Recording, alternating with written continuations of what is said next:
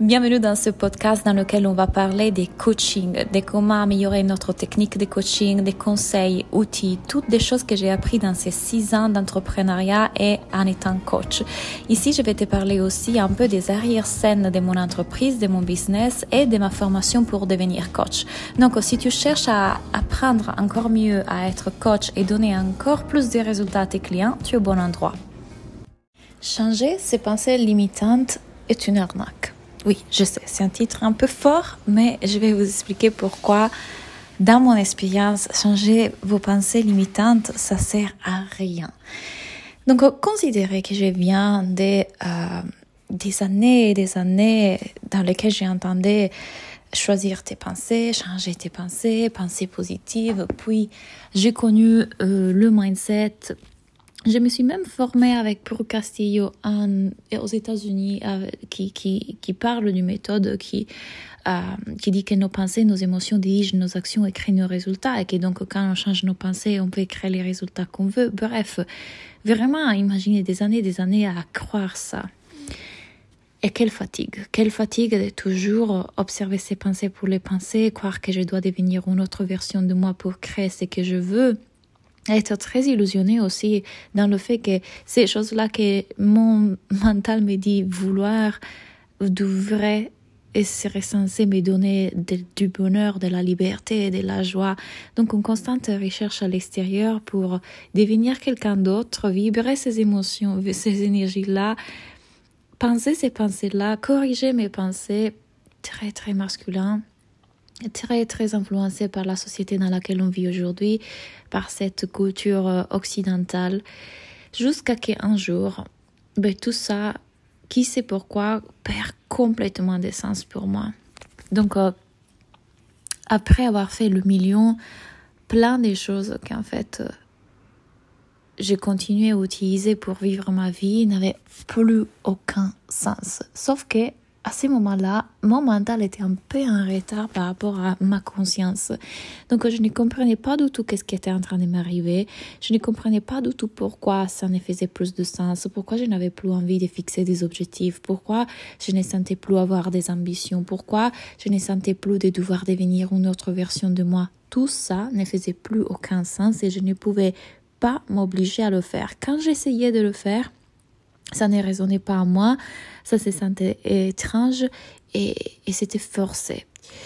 Donc j'ai passé quand même 2 années à essayer de comprendre ce qui m'arrivait, essayer de comprendre, mais en fait, et du coup, est-ce que je dois encore changer mes pensées? Peut-être que je suis en train de vivre tout ça parce que je ne suis pas en train de changer mes pensées. C'était complètement confus. Puis je tombe sur des enseignements qu'en réalité j'avais déjà entendu, mais je n'avais pas entendu. C'est des enseignements partagés par Eckhart Tolle, par exemple, des enseignements anciens qui parfois sont mal interprétés. La Bible, le bouddhisme, la philosophie du yoga. Tout le monde essaye de nous le dire. Les grands maîtres, les grands personnages de notre histoire ont essayé de nous transmettre ça, mais on l'entend pas comme on devrait l'entendre. On l'entend justement en termes de changer nos pensées, changer qui on est. Mais en réalité, quand j'ai commencé à découvrir ces livres à nouveau, ces enseignements à nouveau, quelque chose s'est ouvert en moi. Et j'ai commencé à écouter avec une partie de moi qui n'avait pas écouté jusqu'à présent. Parce que c'était mon mental qui filtrait ces enseignements, ces informations.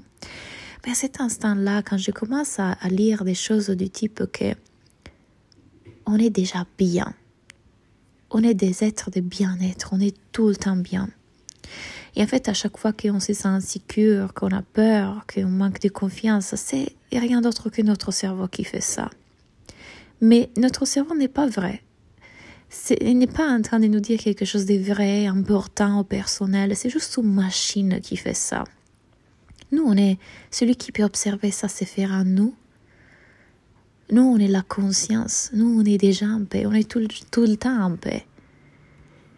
Par contre, on passe toute notre vie dans ce malentendu de nous croire ces pensées, croire que ça, c'est notre voix, que c'est nous qu'on parle, c'est nous qu'on le pense. On croit que c'est vrai, que c'est important, on croit qu'on doit l'écouter, on réagit à ça. On est tellement identifié avec ce personnage qu'on croit être. Et du coup, forcément, si on est identifié avec ce personnage qu'on croit être, on croit aussi devoir le changer pour devenir une meilleure version de nous, pour avoir les choses qu'on croit vouloir. Et c'est une lutte constante qui ne fait que nous garder dans la tête, dans le mental. On reste en fait à regarder la vie à partir du mauvais endroit et à lutter avec une énergie très masculine et à continuer à être dans cette recherche constante d'échanger les circonstances extérieures parce qu'on croit que là se trouve le bonheur. Alors quand on entend ça, il y a plusieurs étages. Il y a un premier étage, une première étape dans laquelle vous écoutez ça et le mental commence à résister. Certaines personnes ne l'écouteront pas, ne seront pas en mesure de l'intégrer. C'est pas eux, c'est le mental qui est tellement attaché à cette idée de sécurité à travers le moi. Et c'est ok. Puis il y a une deuxième étape, que c'est celle que moi j'ai vécue il y a 2 ans, que c'est s'ouvrir à ça, commencer à l'entendre vraiment et commencer à regarder vers une autre direction pour la première fois. Et donc toute notre réalité commence à vaciller, à se défaire, à être remise en question et la façon dont on regarde à la vie, à nous-mêmes, à l'être humain, à nos pensées, à notre tout change. Et c'est un grand changement, tellement profond que ça peut créer ce qu'on appelle une nuit noire de l'âme, donc un éveil spirituel. Et je vais parler de ça plus en profondeur le 30 avril. Donc, venez dans la conversation que j'ai organisée sur Zoom parce que je vais parler des pertes d'identité, éveil spirituel, nuit noire de l'âme et comment vous pouvez vivre différemment ça, pourquoi votre mental fait ça. Je vais aller beaucoup plus en profondeur sur ces sujets et à la fin, je vous coach aussi dans cet appel Zoom. Donc, venez le 30, je vous mettrai les informations ici en bas. Et puis, il y a d'autres étapes dans lesquelles désormais cette nouvelle façon de regarder le monde, ce nouveau paradigme est installé en nous, donc on l'a compris, on ne peut plus ne pas le voir. On le voit, donc toute notre vie comme a changé.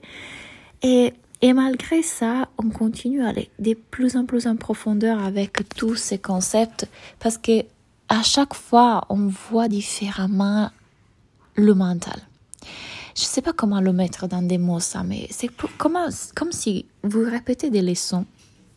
Vous comparez, vous continuez à croire que quelque part votre mental vous fait croire que vous étiez malheureuse parce que votre partenaire a fait ça ou votre business ne fait ça. Et puis, à chaque fois, après peut-être 20 minutes ou peut-être 3 jours, hop, vous vous réveillez à nouveau, vous dites « Oh mon Dieu, j'étais tombée à nouveau dans cette illusion. » Et en fait, après, c'est un constant aller-retour entre qui je suis vraiment et l'illusion, qui je suis vraiment et l'illusion. Et ces allers-retours seront de plus en plus différents au fur et à mesure qu'on chemine, de plus en plus courts parfois, moins intenses. Et puis, il y a une autre chose qui s'est fait quand on découvre tout ça, qui est qu'on laisse que la vie s'efface à travers nous. C'est-à-dire qu'on ne résiste plus aux émotions. Le mental a tellement peur des émotions. C'est pour ça que les gens veulent changer leurs pensées. C'est pour ça que les gens parlent de transformer ton subconscient, ton identité, transformer tes croyances.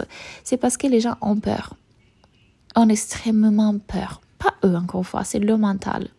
Et donc, vous voyez les gens qui veulent manifester, mais c'est tout un mécanisme du mental, en fait, poussé par cette résistance à être là avec ce qui est là, à ressentir ce qui est là, à se laisser traverser par ce qui est là sans l'interpréter comme mal, comme ça ne devrait pas être là, je devrais être déjà, je devrais être différente, si je vibre ça, je n'attire pas ce que je veux.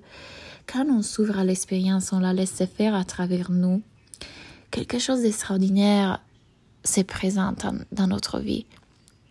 Que du coup, sans cette résistance-là, en accueillant ce qui est là, en le vivant, on ouvre des portes. On ouvre des portes à la guérison, à la transformation, à la transmutation, à la chimisation de tout ce qui a besoin d'être là, qui n'est pas que mon émotion, c'est une énergie universelle de chacun d'entre nous, c'est mes ancêtres, c'est ma mère, c'est moi, c'est toi. Et quand on s'ouvre à ça sans résistance et qu'on laisse que ça se fasse, aussi, magiquement, notre réalité change. Alors, je ne veux pas que vous faites de ça en sorte de méthode 1, 2, 3, 4. Ok, il me faut juste ressentir mes émotions pour manifester ce que je veux. Parce que le mental adore prendre ce que je viens de dire comme une méthode, un truc. Mais Plutôt, prenez-le comme une vraie possibilité. Une vraie possibilité que si vous vous donnez la chance de vivre les émotions sans résistance, et encore une fois, ça semble facile dit comme ça, bah oui, je vais vivre mon émotion, ok. Et parfois, vous me direz aussi, Claudia, mais qu'est-ce que ça veut dire vivre l'émotion? Comment tu fais ça? Vous le faites déjà. Mais à la fois, vous êtes aussi en train d'éviter l'émotion, échapper à l'émotion, résister à l'émotion. Parfois, quand vous ouvrez le frigo pour échapper à cette émotion-là, quand vous procrastinez plutôt que faire les actions pour votre business, souvent on est en réaction. Mais c'est laisser traverser par ce qui est là et c'est le seul vivre avec curiosité, sans vouloir aller chercher le pourquoi du comment, ça pas forcément, mais là être cet être bienveillant et en compassion avec nos émotions fait que, encore une fois, on transmute quelque chose et du coup à ce moment-là, notre réalité change. Parce que la réalité, nous, c'est pas une chose différente. Nous, on est cette chose en face de nous. C'est une seule chose. Ce qui est en train de se faire en face de moi, ce n'est qu'un reflet de ce qui se fait à l'intérieur de moi. Et ça se trouve que du coup, les choses changent en face de vous, ou alors, grâce au fait que vous vous êtes permise de vivre cette émotion-là, ce qui se passe, c'est que vous n'aurez plus besoin de cette chose que vous recherchez autant. Ça ne sera plus aussi important parce que vous avez commencé à intégrer profondément que vous êtes bien ici et maintenant, en paix, malgré tout ce que votre mental vous dit vouloir ou rechercher. Et donc, vous voyez comme on n'a pas du tout changé nos croyances limitantes. On n'a pas essayé de faire bouger nos lignes, comme j'ai entendu cette phrase, faire reprogrammer notre subconscient. On se laisse vivre.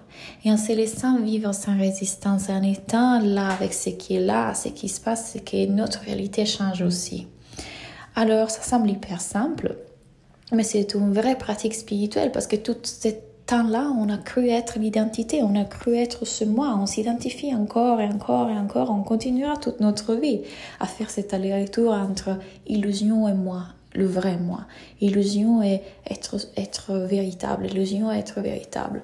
Et c'est pour ça qu'avoir un coach qui nous accompagne, un guide qui nous accompagne à voir tous les endroits où on est identifié et on croit à l'illusion parfois pour nous ramener plus large, pour nous ramener à nouveau à qui on est, c'est extraordinaire. Ça, c'est le typologie de coaching que j'aurais aimé recevoir, rencontrer il y a 6 ans quand j'ai commencé en tant que coach.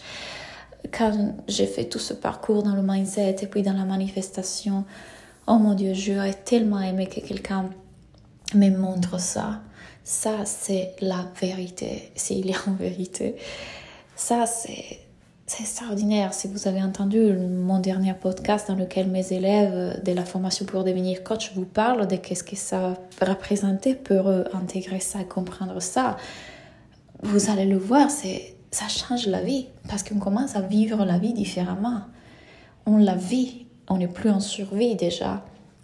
Et puis constamment, avoir un guide qui nous ramène à qui je suis vraiment quand je suis tombée à nouveau dans l'illusion de qui je croyais être, de l'illusion de moi, de l'illusion de la souffrance, quand je suis en train de croire mes pensées, quand le cerveau croit au pas assez ou croit aux pensées d'insuffisance, ou quand il me compare et je ne suis pas en train de le voir. Ce week-end, ça m'est arrivé, j'ai regardé...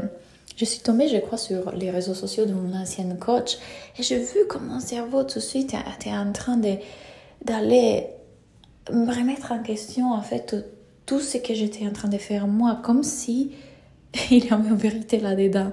Et je l'ai vu le faire. Je peux voir, et c'est ce que le cerveau fait. Il veut nous faire survivre, donc c'est inévitable. Et j'ai vu... Comme il est tombé là-dedans, elle voulait aller là-dedans. J'ai pu être observatrice de ça, elle le sait faire. Le cerveau adore chercher à vous faire croire constamment qu'il y a quelque chose qui ne va pas en vous pour continuer à être en activité. Et ma coach, merveilleuse coach, m'a ramené à nouveau à regarder. Regarde, c'est encore une fois le même mécanisme qu'il adore faire. Elle m'a dit, oui, c'est exactement ça. Et Il m'a fait voir en fait tous les endroits où il y avait des identifications, ou alors m'a ramené à plus large. On a des conversations extraordinaires sur le besoin psychologique, le besoin physique, l'être humain. En fait, tout ça, c'est d'une richesse, c'est d'une valeur. Alors oui, le coaching d'aujourd'hui est un coaching qui transforme nos pensées et devient la meilleure version de toi, performance, ambition. Mais moi, j'aimerais que vous regardiez dans une autre direction. Et si il n'y avait pas besoin de tout ça? Et si, avec le fait de vous laisser être et vivre, en étant l'observateur de cette expérience et pas identifié avec l'expérience en soi, ça vous ramène à cette paix, liberté et bonheur que vous recherchez autant à l'extérieur.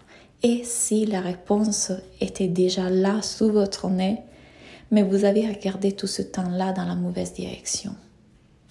Alors dites-moi qu'est-ce que vous avez entendu dans mes mots aujourd'hui dans cet épisode. Encore une fois, je vous laisse explorer les informations pour ma formation pour devenir coach, éventuellement à l'Académie de la vie si vous voulez être coaché par moi, mais aussi la masterclass, la conversation Zoom qu'on va avoir le 30 avril sur l'éveil spirituel. J'espère que vous avez aimé cet épisode et à bientôt.